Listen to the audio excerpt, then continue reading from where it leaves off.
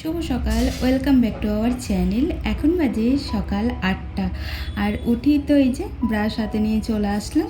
তো এখন brush trash করবো। ও এখনও পর্যন্ত ওঠেনি, ওকে ডেকে আসলাম একবার।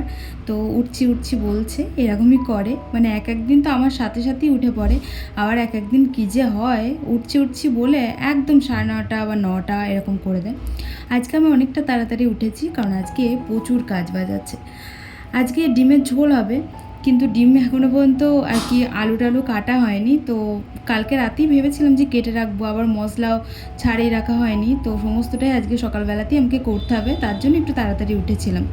আসলে কালকে আমাদের এখানে সংকীর্তন হচ্ছিলো, তোমাদের তো বলেছিলাম। তো ওখানেই না একটু গেছিলাম রাত্রিবেলাতে, মানে খাওয়া দাওয়ার পর। তাই এসে আর ইচ্ছা করছিল না যে কিছু করি, মানে করি বলতে আর কি প্রত্যেকদিন তো সবজি কেটে রাখি, তারপর ইচ্ছা হচ্ছিল না যে আবার সবজি কাটবো, থাক কালকে সকালেই কেটে নেবো। আর তার জন্যই এত সকাল সকাল ওঠা। তো চলো ব্রাশ ট্রাশ করে এখন যাব রান্নাঘরে, ফ্রেশ হবো, আগে ফ্রেশ ট্রেশ হয়ে যাব রান্নাঘরে। আর আজকে প্রচণ্ড পরিমাণে গরম, ঘরে তো কুলার চলছিল, বুঝতে পারছিলাম না, কিন্তু বাইরে এসে বুঝতে পারছি যে কতটা পরিমাণে গরম। আসলে আমাদের ঘরটা খুব একটা গরম বোঝা যায় না জানো তো, কিন্তু বাইরে রাস্তায় বেরোলে না গরমটা ঠিক বোঝা যায়। এরা খোসা ছাড়াইনি আজকে, কারণ দেরি হয়ে যাচ্ছিলো, কারণ ভিডিও শ্যুট করছি তো তার জন্য আর কি ক্যামেরা বারবার এদিক ওদিক নিয়ে আসা হচ্ছে। তো দেরি হয়ে যাচ্ছিলো বলে খোসা সর্দি আর কি ভিজিয়ে দিচ্ছিলাম, তারপর ডিম আলুটা একসাথেই সিদ্ধ করে নিলাম। ডিম আলু আমি সবসময় একসাথেই সিদ্ধ করি, এতে তাড়াতাড়ি হয়েও যায়। আজকে কিন্তু আমাদের ইচ্ছা ছিল জানো, সকালবেলা উঠি এটা ডিসাইড হলো যে ডিম হবে, না হলে আগের দিন কিন্তু আমরা বলে রেখেছিলাম, ও বলছিল আমাকে, আবার আমিও বলছিলাম যে সয়াবিন করব। তারপর সকালবেলা উঠে আমি ওকে জিজ্ঞেস করলাম যে সয়াবিন খাবে, দিয়ে ও আমাকে বলছে সয়াবিন দিয়ে ডিম দিয়ে করো। আমি বলছি না, যে কোনো একটা বলো, সয়াবিন দিয়ে ডিম দিয়ে আমি করবো না, কারণ সয়াবিনটাও একটা আলাদা তরকারি, ডিমটাও একটা আলাদা তরকারি, আর দুটোই যখন একসাথে করে ফেলি তখন সপ্তাহটা না চলতে চায় না। মানে বোঝাই তোমাদেরকে, আসলে ডিমটা একদিন করলে ধরো আর একদিন আমি সয়াবিনটা ওকে করে দিতে পারি, কিন্তু ডিম আর সয়াবিন যদি একদিনে করি তাহলে পরের দিন আর না সয়াবিন করতে ইচ্ছা করবে না ডিম করতে ইচ্ছা করবে, কারণ সপ্তাহে 2 দিন দেখবে একটা জিনিস ভালো লাগে না খেতে। তাই আমি বললাম যে কোনো একটা বলো, তো আমাকে বললো যে তোমার যা ইচ্ছে তাই করো। তাই আমি ভাবলাম যে ডিমটাই করি, কারণ ডিম অনেকগুলো এনেছে, এক পেটি মতন ডিম এনেছে, আর যেহেতু এত গরম তো ডিম বেশি দিন থাকবে না, তাই ডিমটা যত পরিমাণ খাওয়া যায় মানে খেয়ে ফেলি। তো এই হচ্ছে ব্যাপার, তো তার জন্য আর কি ডিমটা করে ফেললাম। তারপর দুটো দুটো করে ডিম দেওয়ার ইচ্ছে ছিল, তারপর ওই আমাকে ওখান থেকে বললো চেঁচিয়ে যে দুটো ডিম দিও না কিন্তু, কারণ যে পরিমাণে গরম পড়েছে তো দুটো করে ডিম খাবো না, একটা করেই ঠিক আছে। তো তাই একটা করেই দিলাম, 4টে ডিম দিলাম। যেহেতু আমরা এখন আর জলখাবেলায় তো ভাত টাত খাই না, না হলে 5টা করেই ডিম হতো, একটা খেয়ে দুজন মিলে খেয়ে চলে যেতাম, তারপর বাকিটা থেকে যেত। আর দেখো তোমাদের সাথে কথা বলতে বলতে আমার সবজিটাও কিন্তু হয়ে গেল। ডিমের তরকারি বেশিক্ষণ টাইম লাগে না যদি ডিম আলুটা সিদ্ধ করা থাকে, আর না হলে যদি আলাদা আলাদা করা হয়, মানে ধরো আলুটা যদি ভেজে আবার করতে যায় তাহলে কিন্তু অনেকটা টাইম লাগে। তো আজকে কিন্তু দারুণ হয়েছিল সবজিটা। আর তারপর আমি সবসময়তেই না গরম জল ইউজ করি, তোমরাও কিন্তু তরকারিটা গরম জল ইউজ করবে, যে তরকারি হোক না কেন, তাতে কিন্তু স্বাদটা দ্বিগুণ পরিমাণে বেড়ে যায় ঠান্ডা জলে চাইতে। তুমি একদিন ঠান্ডা জল ইউজ করে দেখবে আর একদিন গরম জল ইউজ করে দেখবে কতটা পার্থক্য। তো আমি আগে এটা জানতাম না, কিন্তু মায়ের কাছ থেকে আমি শিখেছি। আর মায়ের কাছ থেকে শেখার পরেও না আমি একজনের ভিডিও মানে খুব ফলো করতাম, তো ওনার কাছ থেকে আমি অনেক কিছু শিখেছি এই সংসারের ব্যাপারে। নাহলে আমার তো একদম বাচ্চা বয়সে বিয়ে হয়েছে, আমার এত কিছু মাথায় মানে থাকতো নাকি, তাই এই করতে হবে সেই করতে হবে। তখন আর কি যে পরিমাণে করতাম এই ঠেলা গোজা দিয়ে হতো, আর তখন আমি রান্না খুব একটা করতাম না, আমার বরই সব কিছু করতো। তো মানে বিয়ের প্রথম প্রথম, এতে আমার বলতে কোনো লজ্জা নেই, কারণ আমার বরই অনেক বছর পর্যন্ত আমাকে হেল্প করেছে। তারপর আস্তে আস্তে আমি রান্নাবান্না শিখি। একটা বিল্ডিংয়ে ভাড়া থাকতাম, সেখানে বাঙালি বিল্ডিং, সেখানেও আমাকে একজন আমার রান্না শিখিয়েছিল হাতে ধরে ধরে।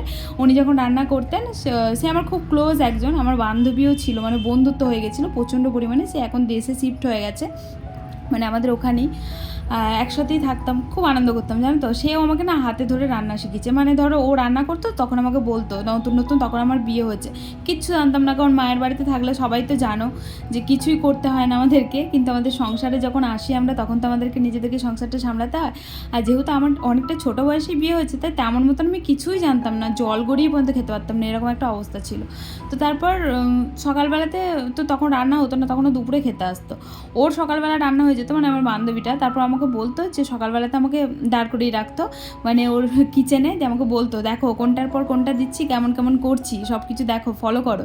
কিন্তু তখন দেখতাম অতটা মাথায় ঢুকতো না। তখন ওই হয় না টিনেজার মেয়েগুলো যেমন থাকে, অত কিছু ওদের মাথায় থাকে নাকি যে সংসার করব, সেরকম ব্যাপার তো মানে মাথার মধ্যে আসেইনি না, এই হচ্ছে ব্যাপার। কিন্তু তাও বুঝতাম না, তারপর আস্তে আস্তে হয়ে গেছে। তাই এখন যখন নিজের মানে বয়সী কাউকে দেখি না যে তারা ঠিক মতো রান্নাবান্না করতে পারছে না, আমি অবশ্য এখন পারি না, তবে এখন অনেকটা শিখেছি, তখন না খুব মানে সত্যি নিজের কথা খুব মনে পড়ে যে আমি একটা সময় এরকমই ছিলাম যে রান্নাবান্না পারতাম না কিছু। হ্যাঁ, একটা জিনিস আমার খুব ভালো যে আমাকে কারোর কাছে কথা শুনতে হয়নি, কারণ আমার শ্বশুর বাড়িও প্রচণ্ড পরিমাণে ভালো ছিল, মানে কোনো রকম কথা কিছুই শোনায়নি। আর আমি শ্বশুরবাড়িতে থেকেছি বা কতদিন, কারণ আমার বিয়ের পরই তো আমি এখানেই চলে এসেছি, ওই 6 মাস মতন থেকেছিলাম, তারপরে আর কি চলে এসেছি। তারপর এখানেই তো সব কিছু। তো যাই হোক, দেখো অনেক কথা তোমাদের সাথে শেয়ার করে ফেললাম। তো এইদিকে দেখো সমস্ত কাজবাজ আমার হয়ে গেল, ও কিন্তু চলে গেছে। ও চলে যাওয়ার পর আমি রান্নাটা মানে ভাতটা বসাই, কারণ ভাতটা তো সকালবেলা বসাই না, যেহেতু ভাত আর খাওয়া হয় না, তাই আমি ও চলে যাওয়ার পর আমার কিছু কাজ থাকে, কাজ করতে করতে আমার ভাতটা হয়ে যায়, ওদিকে টুকটুক করে ভাতটাও হতে থাকে, ওগুলো কাজগুলো করা হয়ে যায়। আর কালকেকার সুজি এটা তো ভেবেছিলাম যে পচে গেছে, তার জন্য আগে শুকে নিলাম। আমি না মানে খাবার নষ্ট খুব একটা করি না, যখন পচে যায় তখনই ফেলে দিই, তার আগে কিন্তু আমি ফেলি না, আমি খেয়ে নিই, কারণ আমি বুঝি খাবারের কষ্টটা কী। খাবারের কষ্ট আমি কোনোদিন পাইনি, তবুও বুঝি যে একটুখানি খাবার নষ্ট করা মানে কতটা আর কি মানে খারাপ, আমার খুব খারাপ লাগে। তার জন্য আমি দেখবে ভাত চারিপাশে পড়ে থাকলেও না আমি ভাত কুড়িয়ে খাই, কারণ আমার সত্যি বলতে আমার খুব খারাপ লাগে খাবার নষ্ট করতে। সুজিটা ভালো ছিল বলে সুজিটা খেয়ে নিলাম। আর এমনিতেও সকালে আমি আজকে কিচ্ছু খাইনি, জানো, সকালে টাইমই পাইনি, অনেকটা লেট হয়ে গেছিলো আজকে, তাড়াতাড়ি উঠেছিলাম তারপরেও লেট হয়ে গেছিলো, কারণ ও চিড়ে টিড়ে ভিজিয়েছিল, আমার আর খাওয়ার টাইম হয়নি। তারপর আমি ওকে বললাম তুমি খেয়ে চলে যাও, আমি পরে খাবো। তো দেখি পার্লারে নিয়ে চলে যাবো। আর সুজিটা তখন খেলাম, একটু জল খেলাম, পেটটা একটু ভরা ভরা লাগছে। আর এই যে ভাতের উত্তাল চলে এসেছে, আর 1 ফুট মতন হবে, তারপরে নামিয়ে দেবো। তো ভাতটা এখন ডিম করে দিয়ে আমি যাব হচ্ছে একটু স্নানে যাব, কারণ কাচাকুচি আজ খুব একটা নেই, স্নানটা করে আসি চট করে, ততক্ষণ আমার ভাতটা হয়ে যাবে। তো চল পরে দেখা করছি। এই যে রেডি হয়ে গেছি স্নান টান করে, আর সমস্ত কাজ সারা, এখন বেরোবো। বেরোনোর আগে বাচ্চাটা বললো আন্টি 2 মিনিট দাঁড়াও। তো জানি না কি কাজ আছে, প্রত্যেক দিন এইভাবে মানে 2 মিনিট দাঁড়াও 2 মিনিট দাঁড়াও, ওর সাথে এখন খেলতে হবে, কিন্তু খেলার টাইম নেই, লেট হয়ে যাচ্ছে। তাই আমি বললাম যে এই যে আমি খেলবো না, পরে খেলবো। মানে এটা তো বটে, আর একটা আছে পুচকে, ওটাও তো প্রচণ্ড জোর করছিল। তারপর চলে আসলাম আমি দোকানে। আর দোকানে এসে কালকে যেহেতু পোছা টোছা লাগাইনি, তাই আজকে লাগিয়ে দিলাম পোছাটা, কারণ একদিন পরপরই আমি লাগাই, প্রত্যেক দিন লাগানো আমার সম্ভব হয় না, একদিন পরপরই আর কি লাগিয়ে দিই। আর যদি প্রত্যেক দিন ভ্যাক্স হয় তো তাহলে লাগাতে হয়, কারণ ভ্যাক্স হলে প্রচণ্ড নোংরা হয়ে যায়। এই যে পুজোটা দিয়ে নিচ্ছি, আর আজকে শ্যাম্পু করেছিলাম, কালকে একটু তেল দিয়েছিলাম মাথায়। আর আমি মানে যে দিকটাই না দেখবো সেদিকটাই গন্ডগোল করে বসে আমার বর। তো এই যে দেখতে পাচ্ছ কালকে যে প্রোডাক্টগুলো তোমাদেরকে দেখালাম, সেগুলো তো কালকে আমি অতটা ভালো করে চেক করিনি। এবার আমিও ভেবেছি একই কালার, হয়তো ওই প্রোডাক্টটাই যেটা আমি ইউজ করি, কিন্তু উল্টোপাল্টা প্রোডাক্ট নিয়ে চলে এসেছে।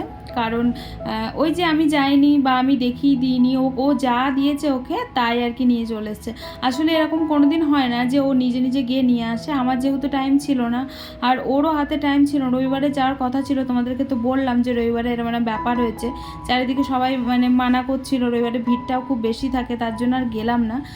তো এই যে এই ব্যাপার হচ্ছে, দুটো ভ্যাক্সের ডাব্বা উল্টোপাল্টা নিয়ে চলে এসেছে, মানে কোম্পানি আলাদা নিয়ে চলে এসেছে।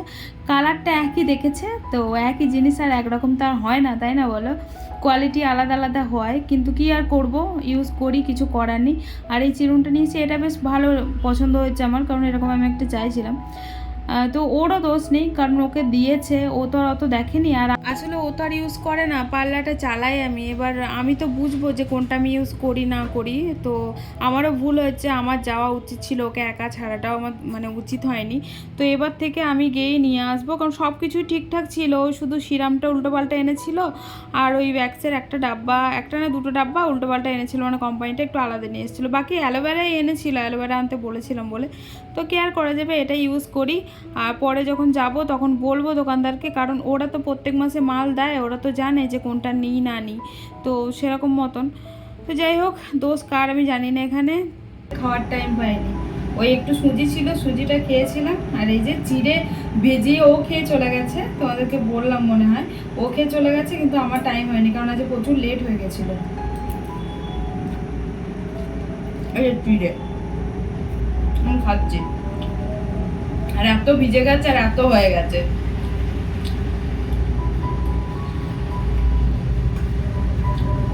সেই সকালে তোমাদের সাথে দেখা করছি, আর কিন্তু দেখা করিনি। এখন 3টে বাজে আর এখন যাচ্ছি খাওয়া দাওয়া করতে।